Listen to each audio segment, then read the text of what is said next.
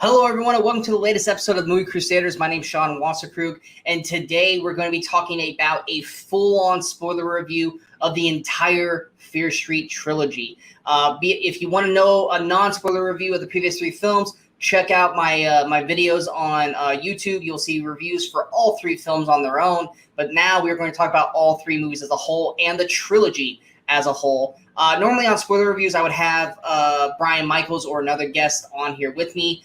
But it seems like everyone that I talk to, for the most part, either hasn't watched it yet or just does not care. So I'm going to do this completely by myself. I don't know how long it's going to be. It might be short, might be long. Kind of depends on once I get the ball rolling. But after the events of Part 3, tying everything up to a nice bowl, I was definitely a lot more positive on this than I was probably going into Part 3. Like I said, I wasn't sure about the way they were doing the format here, where we started with 1994, and then we flash back to 78, and then we flash back to 1666. But I shouldn't have second guessed it, because in Part 3, at the hour mark, we get 1994 Part 2, and we get bookended by them. And to me, I think that saves the trilogy, and I think it makes the trilogy a hell of a lot stronger. Do I think they probably should have just done 1666, or not even 1666? I think they should have just done 1978 as the opener, or basically kind of interweave them a little bit better so they're all one cohesive story. Maybe. I think that would have made the story a little bit better and maybe a little bit more stronger. But what they did here wasn't necessarily wrong. And by not even telling us at the same time, I think also kind of helped, because like I said, I was going into Part 3 just kind of like, all right, let's get through this witch storyline. I don't know if I'm going to like this or not, but let's see what happens. And then when we got to the reveal that we were going back to 1994 with like an hour left to go, I got so excited with what was going to happen, and I loved the way they went through with it. Part 1, like I said in my previous review, I really liked the choices that they did for the most part with Part 1. I like the neon kind of designs they did with the mall and just the color complexities they did with the first film. I think Skull Mask, I think, was a very formidable killer, enough to rival Ghostface from the Scream franchise, because I think Skull Mask looks scarier than Ghostface. My main issue that I had with the first film was Kiana Madeira as Dina and Olivia Scott Welch as Sam. I just didn't like their characters. I thought their characters were kind of selfish and bitchy and just didn't care about everyone else. They just cared about each other. And it was really hard for me to get behind them as the leads when I cared more about everyone else. I cared about Brendan Flores Jr.'s Josh. I cared about Julia Raywald. I think it was Kate or Lizzie. She plays two characters. But Julia Raywald's character in Part 1, I cared about Fred Hersinger's Simon or Isaac. I think it was Simon and Kate in Part 1. I cared more about those three than I did Dina and Sam, to the point when we got to the third act in Part 1, I was pissed when they killed off Kate and Simon, because those are the ones I wanted to survive. I didn't care about Dina, and I didn't care about Sam because they're unlikable characters in the first film. So it was frustrating to watch the two characters Josh survives, which is great. But I was pissed watching Part 1 because they killed Kate and Simon, and we had to just kind of be forced to love Dina and Sam, because I didn't love those characters. I also had issues with, at the time, granted, I had issues with, William Good. I thought, or not Will Good, Nick Good. Sorry, I said William Good in my previous review. It was Nick Good. Ashley Zuckerman as Nick Good, I thought he was kind of a waste as the sheriff. I thought, what was the point of this character? What's the point of this story? Where are we going with this? I was intrigued by all these other killers that we really didn't get enough time to see. And knowing where this film was going to go, I knew we weren't going to get to see the stories of these other killers, which we still didn't get to see, which I really, really, really want to know the story of the little kid with the baseball bat and the guy with the burnt face. I really wanted to see their stories being told, like we did with Skull Mask. What are we calling? Was it Nightwing Killer? And inevitably, what we get in 1666. But I think part one as a whole, I love the callback to Scream, where we get the biggest name of all the films, which was wow, I'm blanking on her name. Uma Thurman and Ethan Hawke's daughter. I think it's Maya Hawke. We get Maya Hawke in there, who's the biggest name of the film, and kill her off in the first 10 minutes. I love that we got that callback to Scream with that film. The other main problem, and this happens through all three films, and you can let it eat at you like it did for me for a little bit, and then I kind of started to soften on it, is the horrific acting by some of the people. Not the main cast, but the cast surrounding them, mainly like the other teenagers. Like part one, the over-the-top hatred between Sunnyville and Shadyville. I get Sunnydale from Buffy mixed up between these, but Shady and Sunny. I'm just gonna call them Shady and Sunny.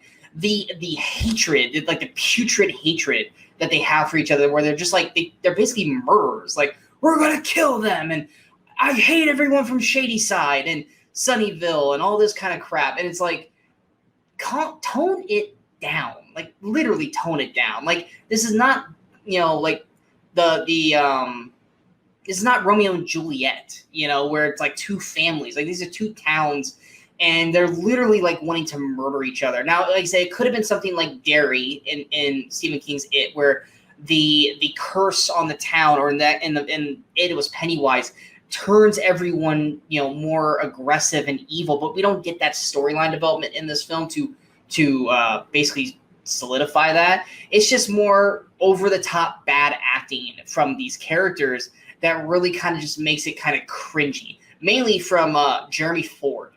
Jeremy Ford plays Peter in part one. He plays Caleb in 1666.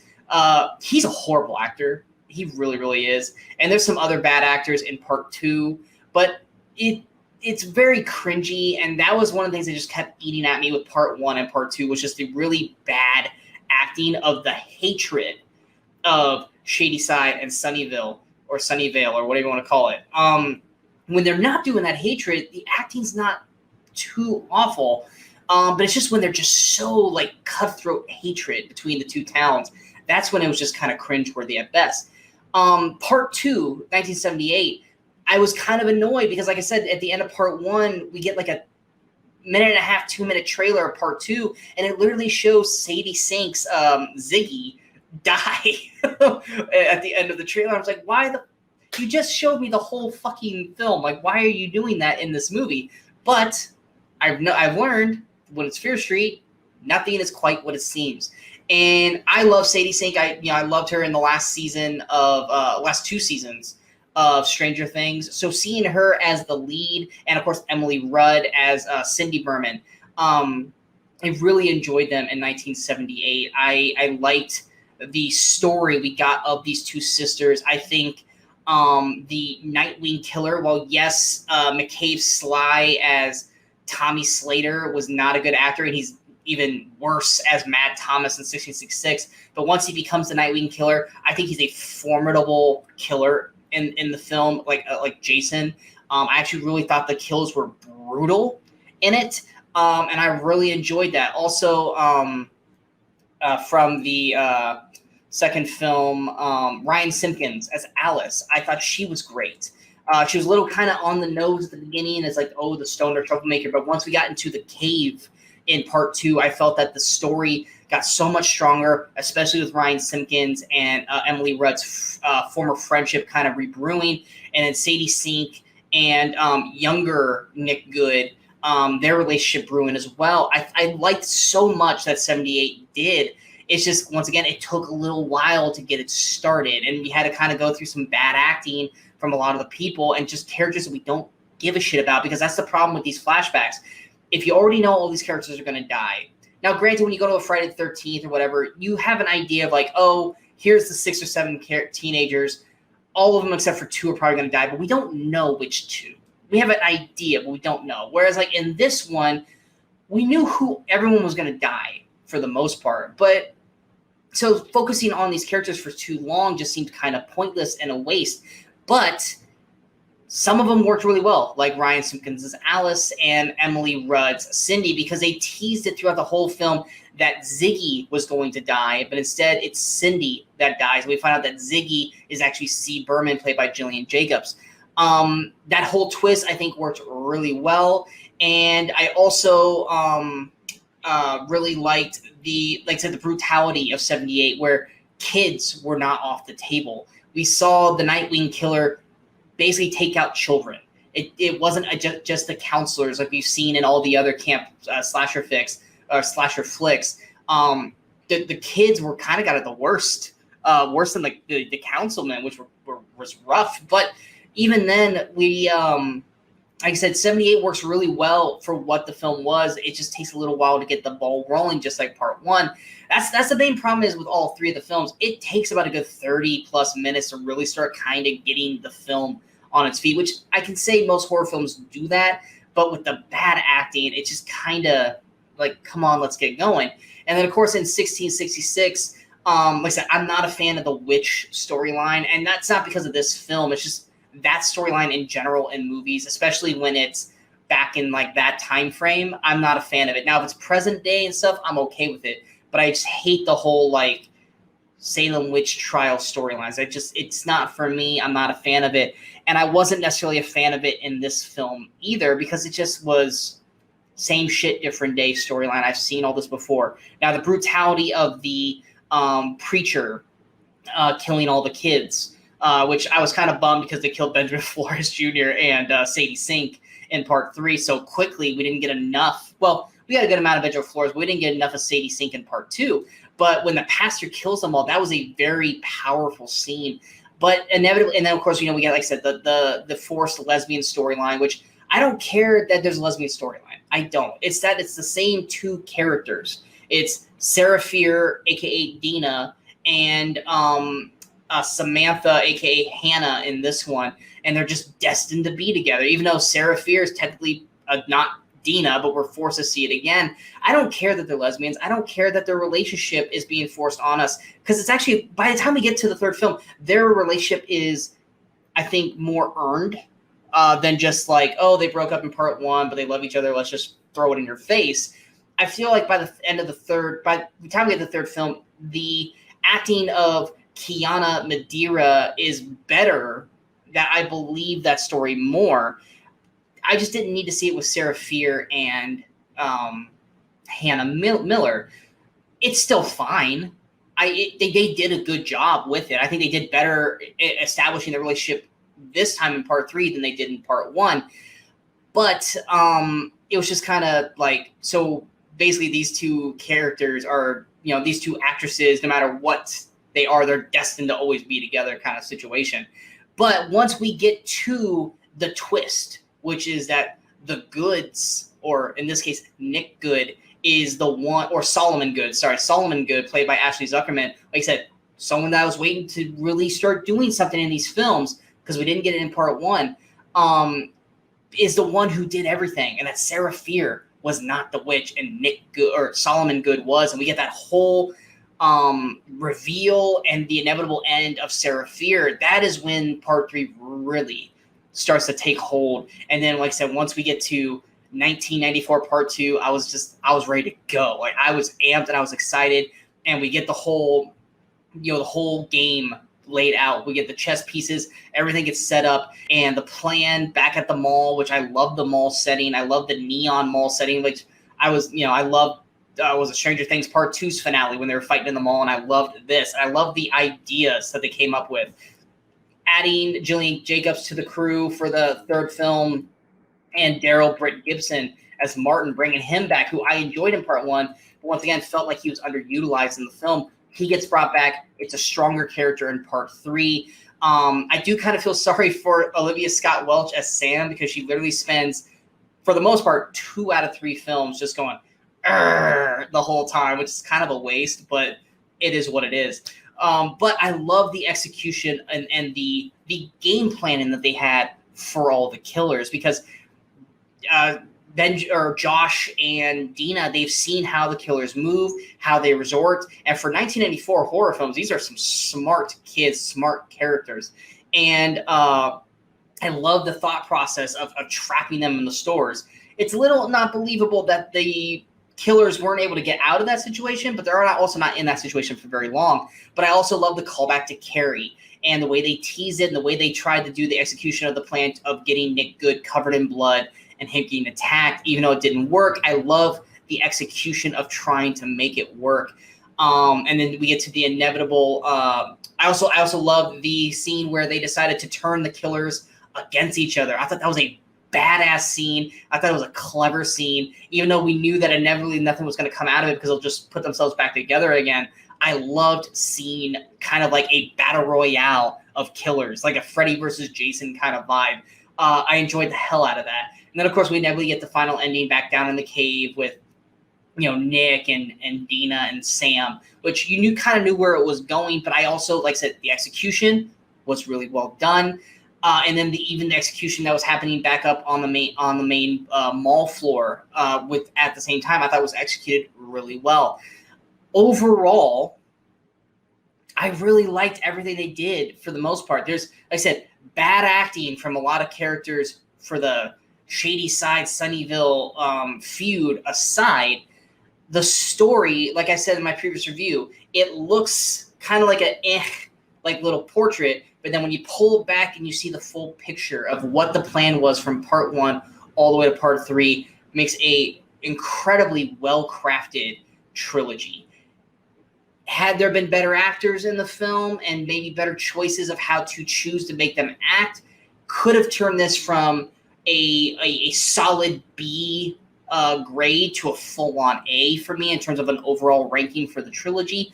But I liked what we got here. I also liked at the very tail end of part 3 that we got. They didn't ignore the chat friend for Josh. So we got that at the end. We got that solution for that character. I like that they didn't forget about that, because that's one of those things where a lot of movies would be like, oh, that was just something to keep Josh busy in part 1. It's not going to come back around, but it came back around in this one. I really liked what they did with that as well.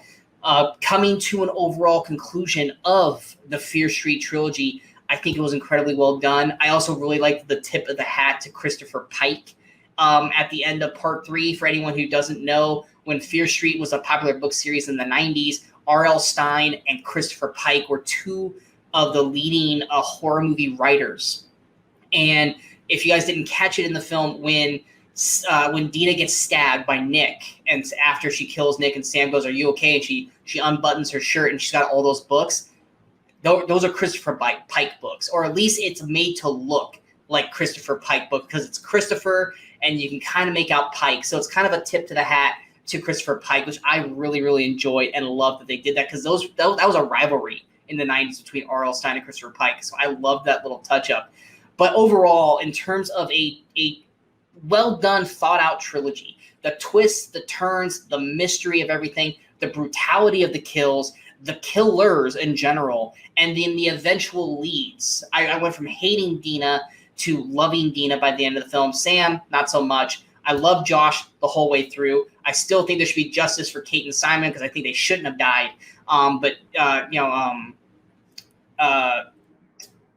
C. Berman, obviously played by Gillian Jacobs from Community. I love that she got more to do. I love that Daryl Britt Gibson got more to do. I'm glad that Ashley Zuckerman got more to do. I wish Ryan Simpkins would have been used in part 3, but she didn't get used at all, which was kind of a bummer.